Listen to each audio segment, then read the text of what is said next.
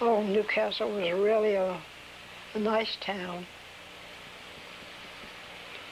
When come 4th of July, like we just had, the boys would go down along the river, or there by the Glebe Cemetery, and gather cattails. You know. What did they do with them? Well, they used to dry them, and then when come to set off firecrackers, or they used to burn them. They burn slow, you know, and you just stick a firecracker to it and toss it out. Oh, yeah, and the boys played marbles in the school green, and the girls played jacks. I still got my jacks.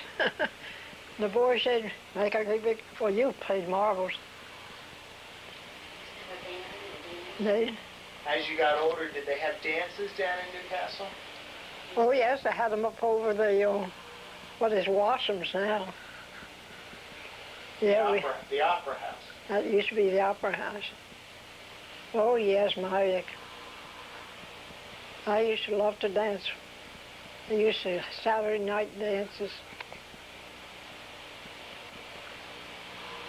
And we had to do square dances. They'd have square dancing and have all the waltzes and schottische and two-steps. And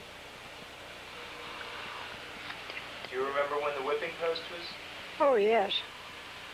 Well, tell me about life in downtown Newcastle back then with the whipping post. Was it busier then? Well, when there's going to be a whipping, people would come all from Wilmington over. They just used to whip them for maybe stealing one thing or another, and then they put them in the pillory. They had a great big gate. They had a 60-foot wall. Didn't Herb tell you about that? He showed me photos of it. Yeah. They'd drive the horse. They'd take the prisoners to first they started to, they took them to Wilmington, taking them to Wilmington when they had a court. We called out the Black Maria, the old black wagon, and it was all fastened in, but just enough to let a little bit of light. And we always used to, it used to be either coming from Wilmington or going to Wilmington when we were walking to school. And then they would kind of wave at us in this here little place where they could look out and get a little bit of light. Well, besides whipping, what else did they do in the square? They didn't do it in the square, they did it in the courtyard. They didn't do it out in the square. They did it they had a 60-foot wall. Of course, Tobin showed you the picture of it, I guess. It was right next to the courthouse and the sheriff's building. Right next to the arsenal. Right next to the arsenal. He also told me they used to have a jail there. Yes, they used to. And they used to take the jailers when they had the court over to Wilmington, hold a court over there.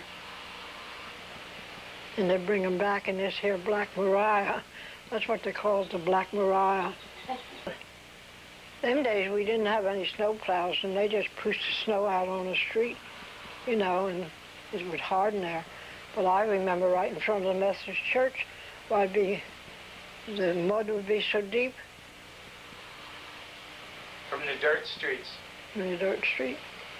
You've gone to, is that where you went, to the Methodist church? No, I went to Episcopal. I was christened and confirmed in Episcopal church. We were talking last week, and you were telling me about your father with the Gilpin house? Yeah, he was, see what was, where the bank is now was called the Gilpin house. I guess Herb Tobin told you that. It was a place for people to, it was kind of like to stay overnight, you know. So my father come from England. That was the first place that his mother, and he didn't come from England. He was started in England. His mother was this your father or your grandfather? My father. My grandfather. My grandmother was pregnant on the way over, and she come in one of these ships, these tall ships you talk about now, going up the river. And she had heard years before that her father was here, and then he was in a little town called Newcastle. So when she bought her ticket, whatever it was, how she got here, I wasn't sure, but she come, as I tell you about, in a sail ship. They tell me it took taken them 3 weeks to get here.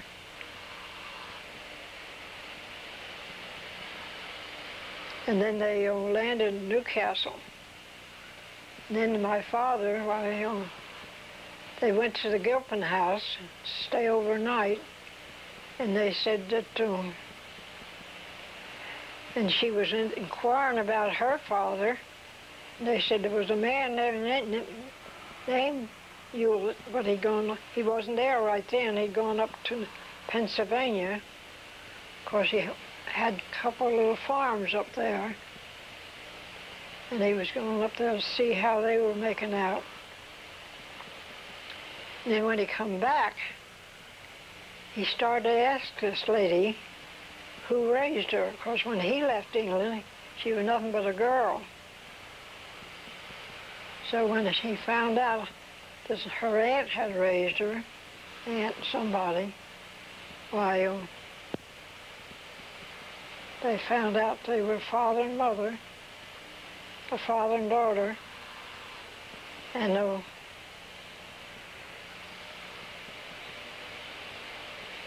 so anyway, they stayed there overnight. That where you in the back where the archway is, you know, and you look down and see some water. Well, that's where the horses used to stop and drink. They used to have that archway. They got it filled in now. You can see where the bricks have filled it in. Mm-hmm.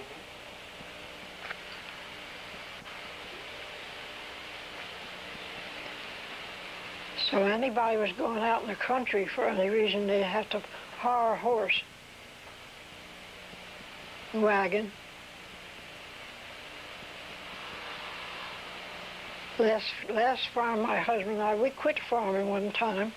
We went back to what was my home house. We rented a home house for a long while to people, and we went back to.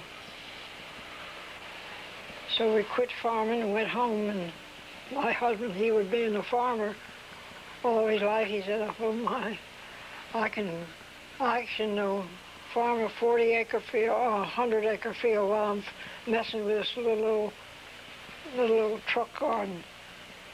So where the air base that year was going to be for rent.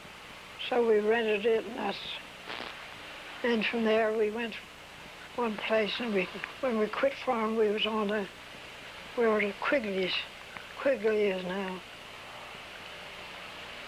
Where Mr. Quigley, you know, sells corn. Now that was much bigger when your husband had it. Yeah. How much bigger was it then? Well, it took in the farmer's market. See, the farmer's market wasn't there then. But you know, there's lots of people don't know that marker's in the courthouse. Now you go up on the courthouse in Newcastle, and you see a marker there. And then you come down here to this, you down this street, and just go a little bit that way. That's where it's a mall from the courthouse to there. And then that goes on up Rose Hill and all the way up through Wilmington, and it goes all the way down the state. This is my school picture when I was in the 6th grade. And I think the teacher is Miss Lena Flemings.